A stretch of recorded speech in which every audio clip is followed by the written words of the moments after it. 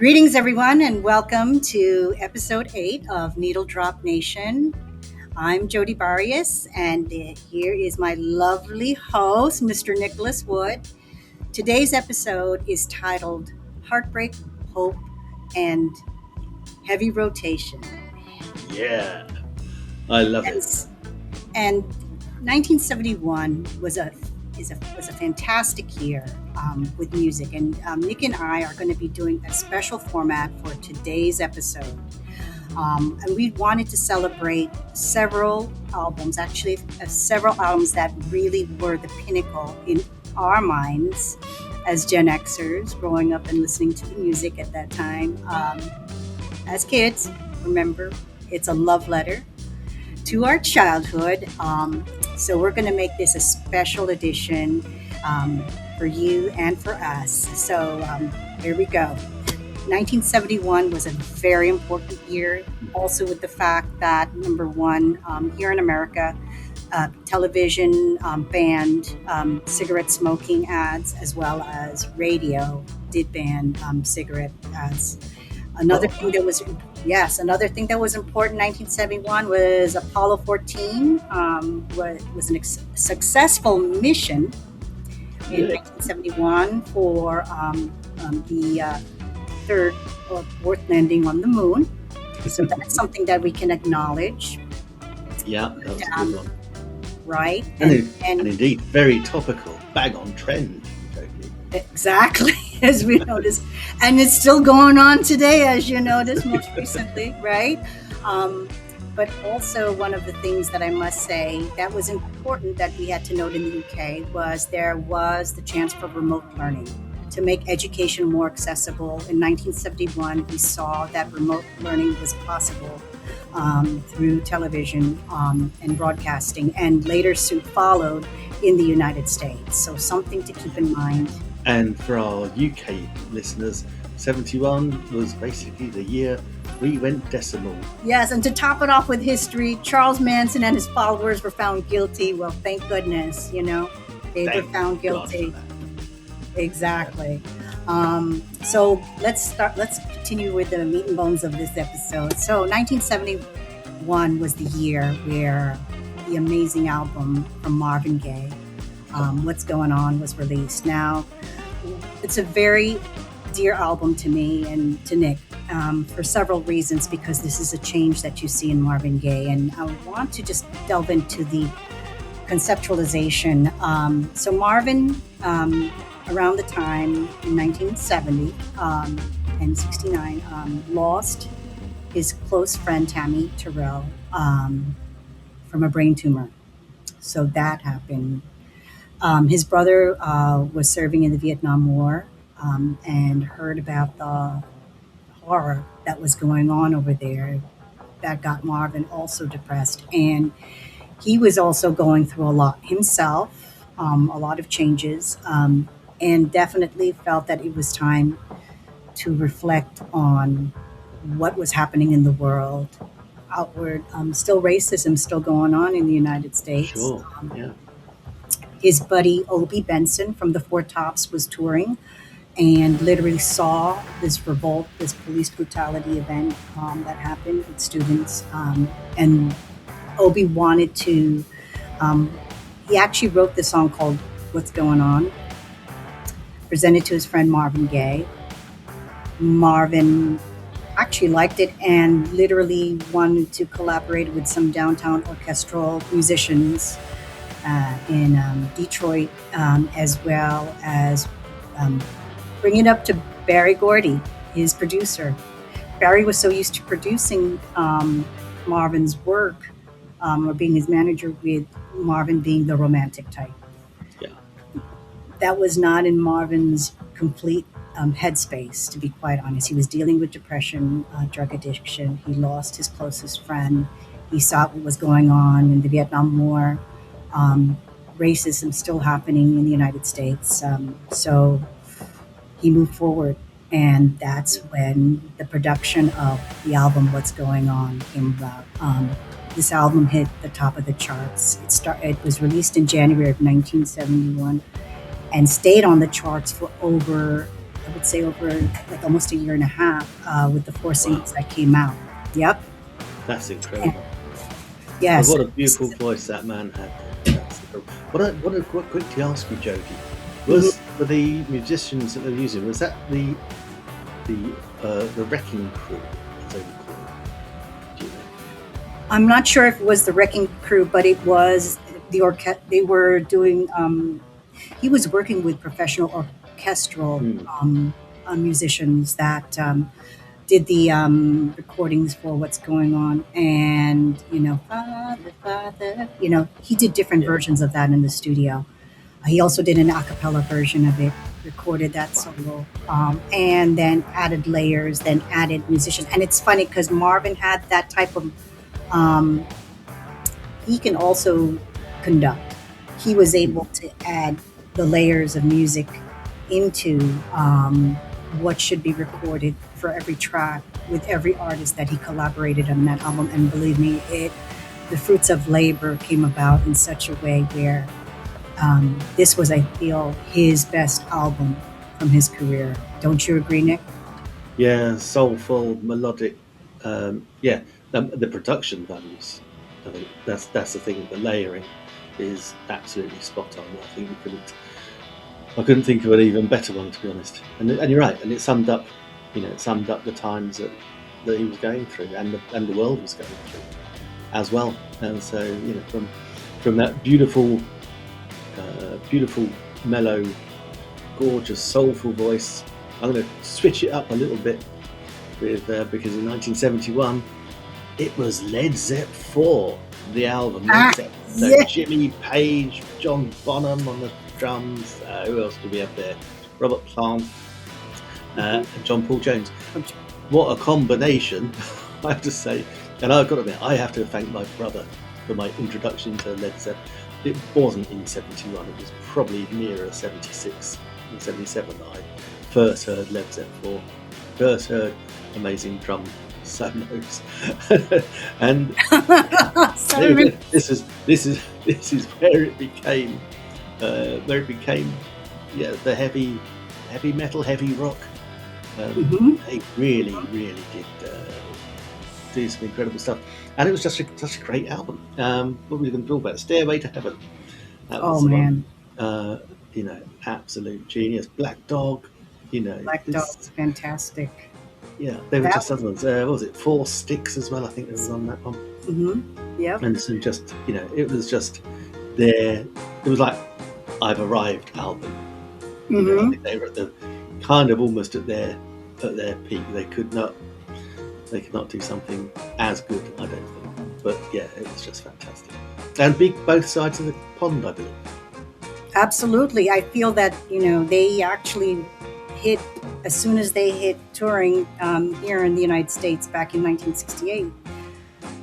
What an amazing support that they got from, like, from West Coast, from the psychedelic, community out there. Such creativity, of course, that they immersed into, the audience as well as other artists out there. Then also coming here to the East Coast, was amazing, and being able to have venues like, Madison Square Garden, Mm. the Biltmore. They just were kicking butt. And actually, what was interesting in America, they were accepted and embraced in America when they were Yeah, touring, you know, and then coming back to England. It was an honor for them because they were so well loved in the United States from ever since they released their first album, and everybody was anticipating the next album. Here comes Led Zeppelin 4. Oh my gosh, mind blowing. Storytelling lyrics, Stairway to Heaven, right? Great orchestration. Jimmy Page with his brilliance, trying to work with the music engineers on this album. And Black Dog, what is like one of the early inspirations to heavy metal. I mean, if you really think about it, and it's that album, know what? It was amazing how they were, and it truly, well received, of them being in the Rock and Roll Hall of Fame. To be quite yeah, honest, great, yeah. great ensemble. and again, but brilliant individual musicians as well. And Absolutely. that's the nice thing, that they all come together at the right time. I don't think there's anyone that was better than anybody else. I think that was one of the things which made it work so well. And from a Brit side, we have no concept of just how big the States is. We really don't. So for a band to come from little old British Isles and make it big in the States is just Mhm. completely mind blowing. It really is. Even to this day, I am stunned when we get some British Grammy winners. But hey, Grammys in 19 well, it relates to 1971, but actually she Mhm. swept the board in 1972. Mhm. Um, was Carole King. She had Yes. an amazing 1971. So Carole King, this wonderful songwriter who's been songwriting since the late 50s, early 60s for the Shirelles and some of the girl bands. We see Will You Still Love Me was one of the major songs that she wrote for them. And then as time went along, the album with Tapestry we were talking about is it's a great album. Even up to this day, I have people, Nick, I hear people who are younger than us that if you would say, what's my top 10 albums of my life? I'm talking about Gen Xers, millennials, even Gen Zs, because that was their parents' top album, which is Tapestry. You've Yeah, got beautiful songs that really talked about reality, like It's Too Late.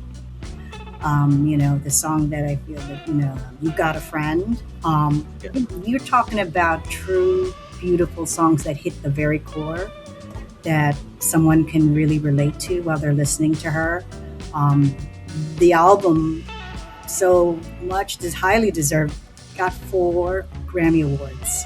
And, for Carole King, that, her fruits of labor, we could say as a teen, from being a young songwriter, really paid off, and well deserved for her. So Tapestry was like definitely, it's called multi-generational multi. album, in pop, rock, music history, to be quite honest. So yes, 1971, again, another great year of music. Absolutely. Well, as we say, the great year of music, Jodi. Just guys, if you're listening to this, just listen to the playlist Jodi's put together. I mean, man, Jodi said it was the most edited playlist she's put together because it's hard to choose. We got T-Rex, Get It On. You got the Rolling Stones with Brown Sugar. You got Yes. Stay With Me with the Faces. Absolutely, Ain't No Sunshine. Bill Withers. This is just over and over again. Barbara O'Reilly, The Who. I didn't realise The Who were so big in the States until I chatted to you, Jodi, I'll be honest. Oh my goodness. I mean, it's just one of the things is that when you think about it and you talk about great rock and roll music, I always say it connects to the blues, the guitar, and everything. And then that truly resonates depending on where you are in part of the world. You listen to it and you're like, that is exceptional. That's an exceptional music. That's exceptional vibe. And that's what brings people together, when you think about it. So, yep, The Who was, we're talking about brilliant guitarist, Pete Townsend. Yeah, fantastic. Again, fantastic bassist, John Entwistle. Craziest drummer, I believe, ever to have walked the planet, Keith Moon. Goodness, goodness only knows what he. Well, I say goodness only knows what he was on. I think everyone knew what he was on, but Exactly what was he I, on at the time I when they don't were think recording this? I don't think he needed to be on anything. I think He just had his um, own, he had his own thing. yes, But yeah, he exactly, could exactly. hold a beat. I remember seeing a great interview with Roger Daltrey, the lead singer, who was saying that at the end of the day, he didn't do the drink and drugs because one of them had to stay sober to know what they were doing. And Roger So Daltrey was athletic. I mean, mm, if you see his build, I think he was involved in sports, as a young person. And yeah, I mean, I cannot ignore when you see Roger Daltrey, you're like, wow, even as he got older, how attractive he was. But yes. I, yeah, I have to say, even as a man, I think I would say he was a very, very good-looking man.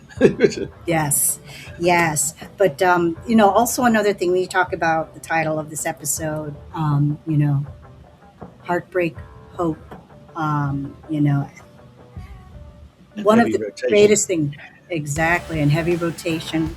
One of the songs that you can really that really resonates with heavy rotation is a former Beatle. It is the incredible John Lennon brought out Imagine, and this is again one of my favourite songs. I just to listen to it, and I know lots of people. I was brought up as a good church going boy, Mhm. but yeah, imagine there's no heaven. It's easy if you try, and no hell either.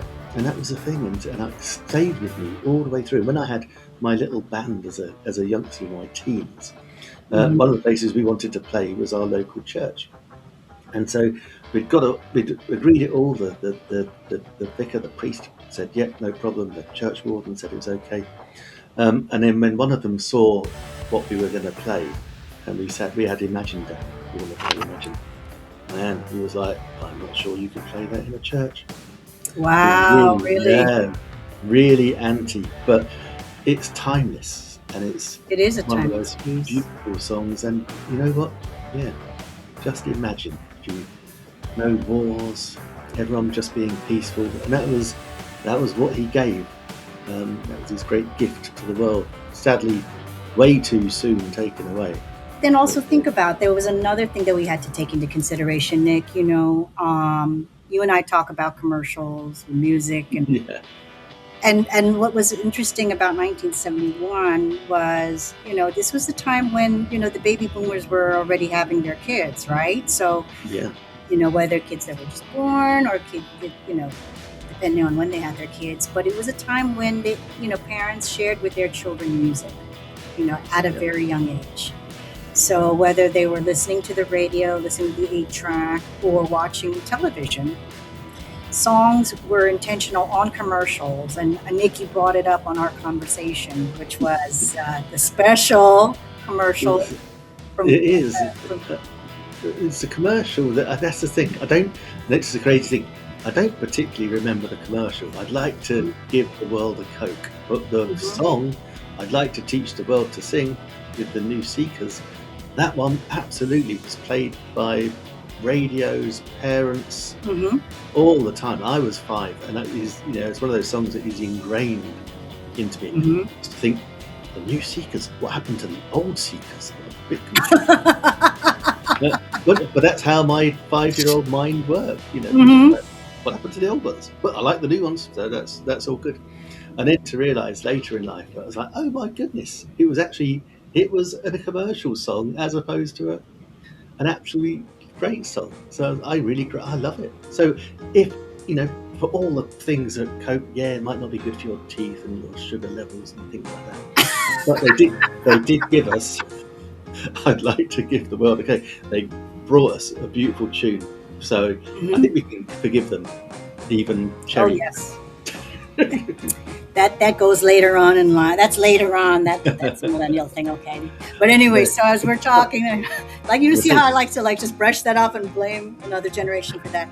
But as we move on to that, on that note, one of the things though that also exemplifies that feeling of harmony at home and singing together were some of the albums and tracks that were released in 1971. We've got McLean's "Bye Bye Miss American Pie."